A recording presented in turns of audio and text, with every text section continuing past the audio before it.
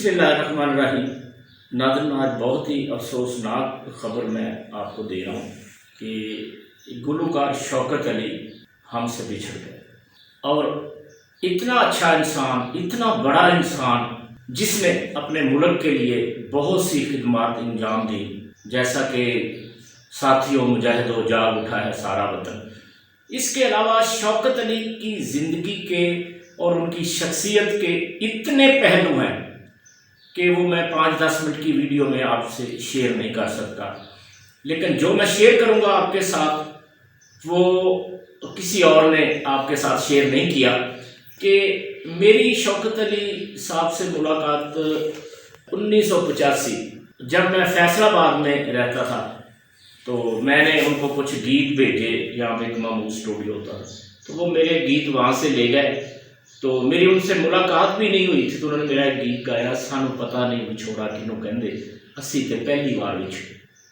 तो इसके अलावा शौकत अली साहब से मेरा 35 साल ऐसा तल्लक रहा कि मेरी बेटियों की शादी पे आना जाना, उनके रिश्तों में बैठना, और मेरे बेटे की शादी पे, जितनी भी मेरी बेटी और बेटियों की मैंने शादी की, वो सब शादियों में वो शरीक होते थे। उनकी वाइफ भी शरीक होती थी, बेटियां भी आती थी, मैं भी उनके घर जाता था। और मेरी वाइफ को उन्होंने बहन बनाया हुआ था, मैं उनको अपने बड़े भाई का दर्जा देता।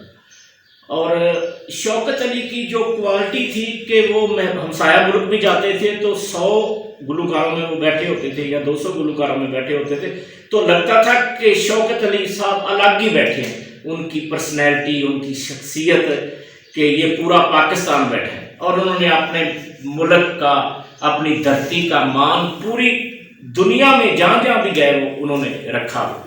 तो नाज़रीन, उनकी फ़नी गायकी पे तो सारे लोगों ने बात की है, तो मैं शौकत अली का वो पहलू उजागर करूँगा इस वीडियो में कि उनके अंदर जो क्वालिटी थी।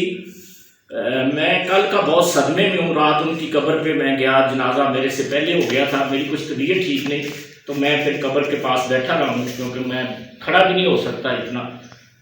तो नाज़रीन, वो कोई भी मर जाता था, कोई भी दुनिया से चला जाता था, चाहे वो उनके तल्लक वाला होता था या नहीं होता था, वो उनका मोहल्लेदार होता था, उनकी साथ वाली गली में रहता था, या कि मेरे साथ वाली गली में रहता था, उसको पता लगता था तो शौकत अली साहब को तो वो आ जाते थे। उनमें एक क्वालिटी ये थी कि वो सबसे पहले तो जनाजे पे जाते थे, उसके बाद फिर उसके कुल्लों में शिरकत करते थे। उसके बाद जब साल होता है तो कहते हैं कि मरने वाले के घर में ईद का दिन जब होता है ना, तो वो मातम का दिन होता है, तो शौकत अली साहब वहाँ भी जाते थे। मैं फॉर एग्जांपल आप सबको बताता हूँ कि सुंबर आजा एक गुलूकार थी, उसका वालिद फौत हो गया, तो वो मुझे कहते रहे, यार मुझे लेके चलो, यार मुझे लेके चलो। तो उनके घर गए, वहाँ पे फातिहा पढ़ा। और उसके बाद नसीबो लाल की वालदा फौत हो गई। तो हालांकि शौकत अली का नसीबो लाल के साथ कोई तल्लक नहीं था, ना उनके साथ उसने कभी गाया, ना वो उनसे कभी मिली। ये उनका मैंने कुछ कलाम रिलीज किए थे उस वक्त, तो मैंने एडिट करके बनाए थे। यानी कि पहले शौकत अली को मैंने नसीबों को रिकॉर्ड किया पहले, बाद में शौकत अली को भी। उसके बाद नाज़रीन वो उसके घर गए, मुझे कहते रहे मुझे लेके चलो, मैं गया। बड़ा उसने सबके साथ अफसोस किया। मैंने आते हुए उनसे एक बात की कि भाई जान, आपका ना तल्लक ना वास्ता, आप इतनी दूर टाइम निकाल के आए। तो कहता है नहीं सादर यार, मैं अपने जनाजे दे बंदे इकट्ठे कर ले कि अज असी किसी दे जावांगे तो कल को साढ़े भी कोई आएगा और मोहब्बत करने वाला। मुझे ये बात कहते हुए बिल्कुल शर्म महसूस नहीं होती, बिल्कुल झिझक महसूस नहीं होती। मेरी वाइफ फौत हो गई इसी घर में, जिस घर में मैं बैठा हूँ। तो यकीन करो कि वो मेरी वाइफ की फौत होने तक, उसको दफनाने तक रोज़ाना मेरे पास आते थे। और पूरी दुनिया में और भी जाने वाले लोग थे, और आर्टिस्टों के साथ भी मैंने बहुत काम किया है, लेकिन शौकत अली वाहिद बंदा था कि जब मैं रो रहा था तो मेरे ये नीचे ना वो एक पैकेट छोड़ गया।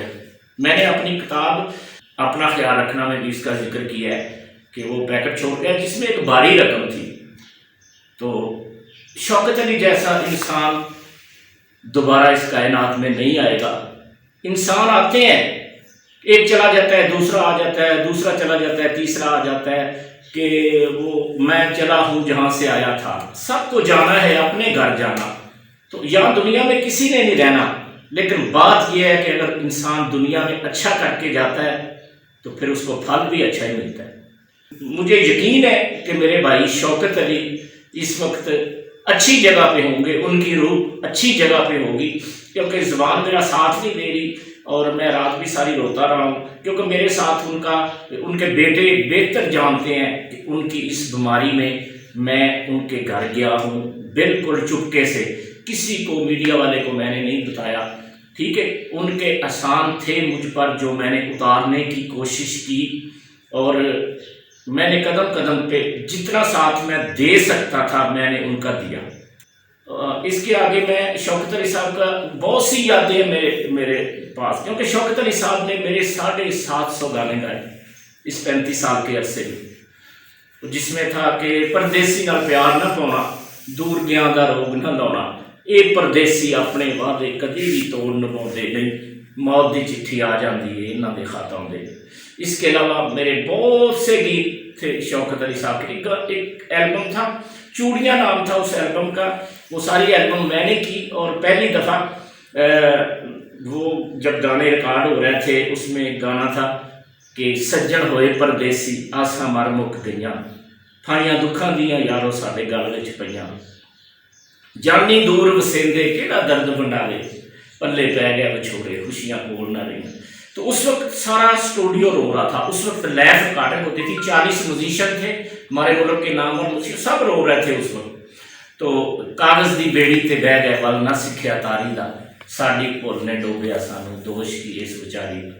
ٹھیک، ان کا گانا تھا، میں نے ای ایم آئی نے ریکارڈ کیا تھا کوئی 30-31 سال پہلے کہ میں یاداں چھڈ کے ٹر جانا پھر پرت کدی میں آنا نہیں، اس بے درداں دی دنیا تے میں پرت کے پھیرا پاؤنا نہیں، جانے والے لوٹ کر کبھی نہیں آتے۔ تو ان کی یادیں ہمیشہ دلوں میں رہتی ہیں، اور شوکت علی ایک ایسا فنکار تھا، ایک ایسا انسان تھا جس نے ایسے بے شمار لوگوں کی، جب میرے حالات ٹھیک نہیں تھے تو میں نے ان کو کہا، میرے محلے میں ایک بندہ تھا تو اس کی بیٹی کی شادی تھی، تو میں نے ان کو کہا تو انہوں نے بھرپور اس کا ساتھ دیا، تو محبت کرنے والا۔ لیکن آج دکھ مجھے اس بات کا ہے کہ جب شوکت علی کو ضرورت پڑی تو کوئی اس کے کام نہیں آیا، اس بات کا ہمیشہ مجھے دکھ رہے گا۔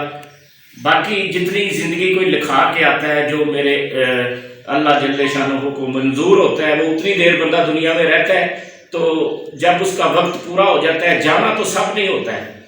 تو آپ سب دوستوں سے میری یہ درخواست ہے کہ شوکت علی صاحب کے لیے مغفرت کی دعا کریں، تو یہ مجھ پر آپ کا احسان ہوگا۔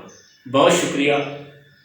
میری زبان میرا ساتھ نہیں دے رہی، تو میں رات بھی بہت پریشان تھا، اور اب بھی میری طبیعت ٹھیک نہیں ہے، لیکن وہ ساری یادیں، واقعات بہت سے ہیں میری زندگی میں شوکت علی صاحب کے بارے میں، کہ جو انہوں نے میرے ساتھ اچھا سلوک کیا، اور وہ مجھے گھر بلا لیتے تھے، اور میری جیب میں انہوں نے پیسے ڈال دینے زبردستی۔